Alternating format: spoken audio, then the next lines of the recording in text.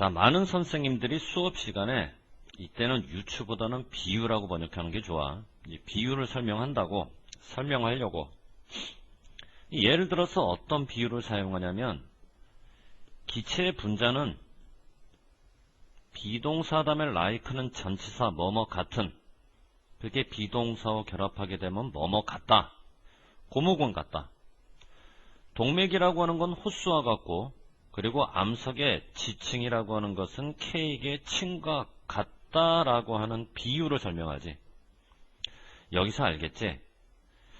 기체 분자와 고무공, 동맥과 호수, 지층 단층과 K의 층, 전부 다 뭐를 언급하는 거야? 두 대상 사이에 유사성을 언급하는 거지.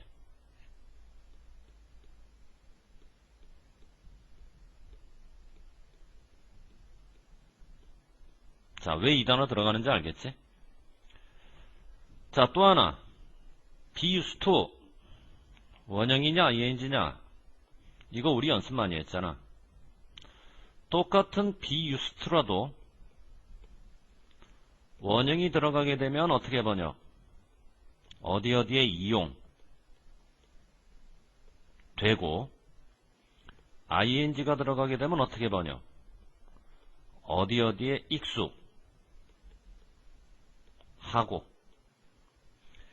비유라고 하는 것은 유사성을 설명하기에 이용될까, 유사성을 설명하는데 익숙할까, 막 그렇게 해석하게 되면 유사성을 설명하는 데 이용된다. 그러니까 이제 to 부정사로 답안이 나오는 거지, to 다음에 ing 처리하면 안 되지. 이게 이제 선생님이 갖고 있는 의도야. 종종 비유를 들은 이유가 유사성을 설명하려고. 비유를 들면서 유사성을 설명할 때 선생님들은 종종 이런 가정을 한다고. 아, 애들은 이해하겠지? 내가 지금 비유를 했고 이 비유를 한 의미를 이해하겠지라고. 자, 비유가 주어, 비동사 플러스 pp가 수동태. 주어가 존재하니까 주격관계대명사 안되고, 동사가 수동태라는 얘기는 목적어가 있어야 될 상황, 없어야 될 상황. 목적어 없어야 될 상황. 목적어 없어야 될 상황에 우리가 목적격 관계대명사를 쓴다? 말도 안 되지. 그러니까 여기서는 그냥 위치가 아니라 이렇게 전치사를 동반한 전치사의 목적격 관계대명사로. 알겠지 무슨 말인가? 그래서 이제 선생님들은 내가 비유를 들었으니 아이들이 비유를 든 의미를 이해할 거야 라고 가정을 하지만 정말 아이들은 이해를 할까?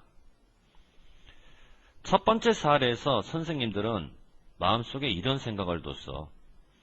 기체 분자가 고무공과 같다라는 비유를 들 때 정말 선생님이 하고 싶었던 얘기는, 기체 분자라고 하는 것은 일레스틱이라는 성질을 가지고 있어서 탄성이 있는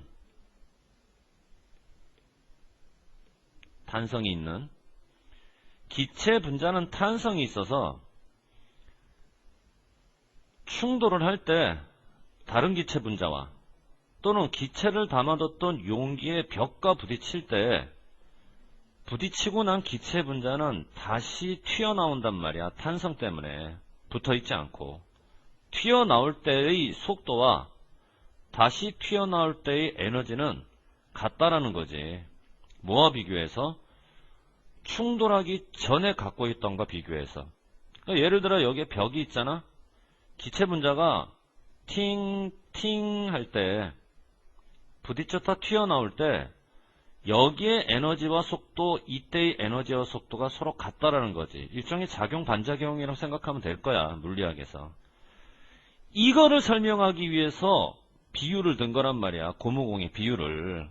그렇다고 공기분자가, 기체분자가 고무공이다라는 얘기가 아니라.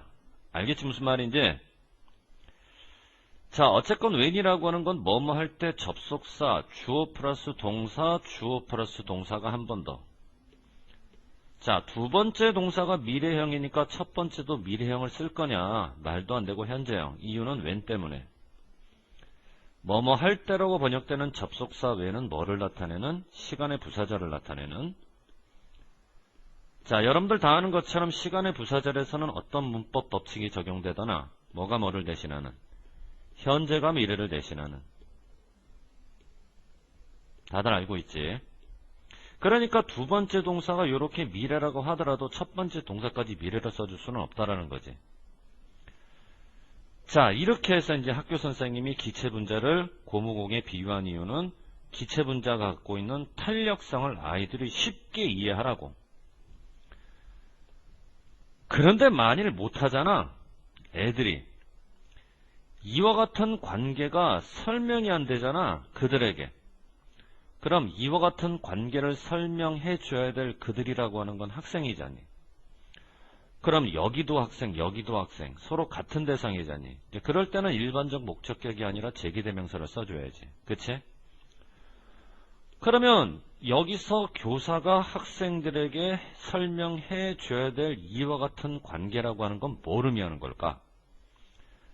기체 분자가 탄력성을 갖고 있는 것은 마치 고무공이 탄력성을 갖고 있는 것과 유사하다는 관계를 설명하고 싶은 거야. 자, 밑으로 내려가 볼까? 여기서 말한 이런 관계란 고무공과 기체 분자 사이에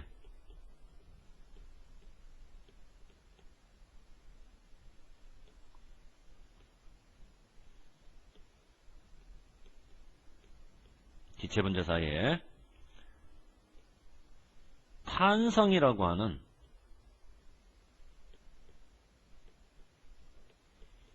유사 관계가 있다라는 걸 설명을 해줘야 되는데, 됐니? 고무공과 기체 분자 사이에는 탄성이라는 유사 관계가 있다라는 걸, 이 관계를 설명해 줘야 되는데, unless 설명을 안 해주면 애들이 오해를 해요. 어떻게 오해를 하냐면, 아, 그러면 기체 분자는 둥글구나, 기체 분자의 모양은 공이구나, 이런 식으로 이제 오해를 한단 말이야. 그게 아닌데. 알겠지 무슨 말인가? 자, 주어고 동사야. 물론 얘는 목적으로 봐야 되고 목적어 다음을 이렇게 설명해봐라. 목적격 보호. 아, 그렇다면 얘는 오형식. 그러면 have 동사는 가지고 있다가 아니라 시키다라고 번역이 되는 무슨 동사로 봐야 되나? 사역동사로 봐야지.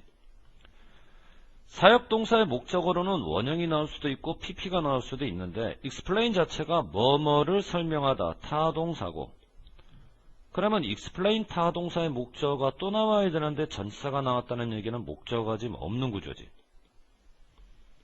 결론은 능동태 구조냐 수동태 구조냐? 수동태 구조지. 그러니까 pp를 사용해서 목적격 보호를 만들어야지 원형을 사용해서 목적격 보호를 만들면 안 된다는 거야. 자, 그래서 학교 선생님은 어떤 비유를 들었어? 기체분자는 고무공과 같다. 왜? 기체분자 사이와 고무공 사이에는 탄성이라고 하는 유사관계가 존재해서. 그런데 이것들을 충분하게 이 관계를 설명하지 못하면 애들은 오해를 한다. 어떤 오해를 하나? 아, 쌤이 기체분자는 공과 같다고 했으니까 기체분자는 둥글구나, 기체분자는 공 모양이구나.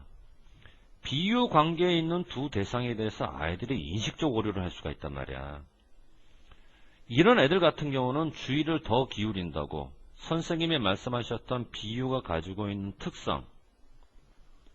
어떤 특성? 구조적 특성. 예를 들어 둥글다, 예를 들어 공 모양이다, 이거에만 주의를 기울이고 정작 주의를 기울여야 되는데 기울이지 않는 건 비유가 가지고 있는 상호작용적 관계. 그럼 여기서 말하는 상호작용적 관계가 뭐니? 고무공과 기체분자 사이에는 탄성이라는 관계가 있다는 것. 이거에는 주의를 기울이지 않지. 두 대상의 외형에만 집중하고 상호작용에 대한 주의는 소홀히 한다. 다시, 비유 관계에 있는 두 대상에 대해서 인식적인 오류를 범한다. 겉모습만 보고 관계는 보지 못한다. 앞뒤 문장이 인과관계가 아니 동호반복관계가 아니. 앞뒤 문장은 사실은 인과관계가 아니라 했던 말을 비슷하게 한 번 더 반복하는 동호반복이라고 봐야 돼. 그래서 그때는 즉이라고 번역하는 대리즈를 써야지.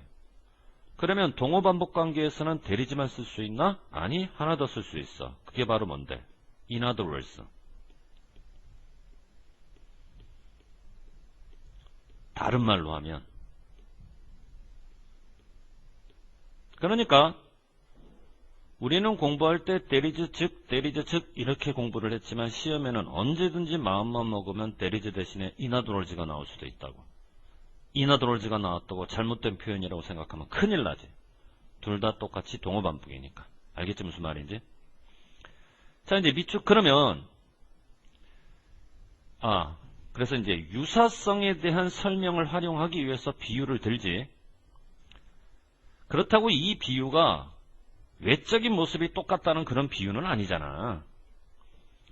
그런데 애들은 어디에만 집중한다고? 구조적 특성에만 집중한다고. 그럼 여기서 말하는 이 구조적 특성이라고 하는 게 뭘 의미하는 거냐면 비유로 등장한 두 대상의 외형을 얘기하는 거야. 예를 들어 둥그렇다. 예를 들어 공 모양이다. 그러니까 여기서 한 단어로 표현을 하고 그런다면 이제 라운드를 써주거나 아니면 스피어를 써줘도 상관없을 것 같고. 이 아이 다시 쓸까?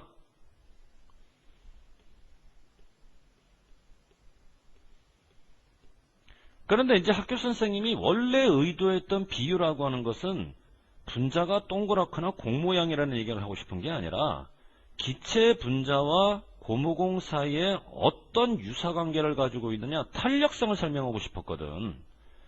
그럼 여기서 말하는 이 비유의 대상에 해당하는 두 대상 사이의 상호작용적 효과라고 하는 게 바로 그걸 얘기하는 거지. 여기서 말하는 상호작용적 효과라고 하는 건 지금 이걸 얘기하는 거야.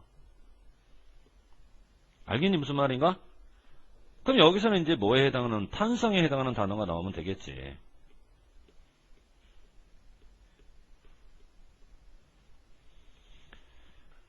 자, 그러니까 학교 선생님들이 비유를 설명할 때는 반드시 설명을 해야 되는데 비유에 등장하는 두 대상 사이에 겉모습이 비슷하다는 그런 비유가 아니고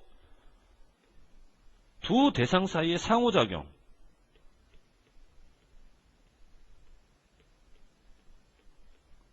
그것이 가지고 있는 관계,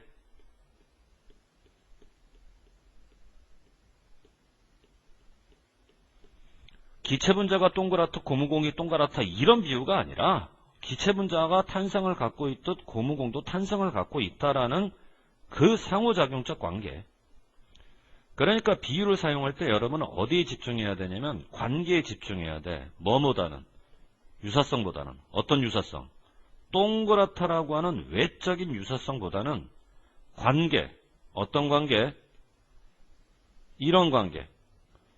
그러니까 상호작용적 인터랙티브가 나오는 거지. 이해됐지 무슨 말인가? 아이고 어렵다. 정리.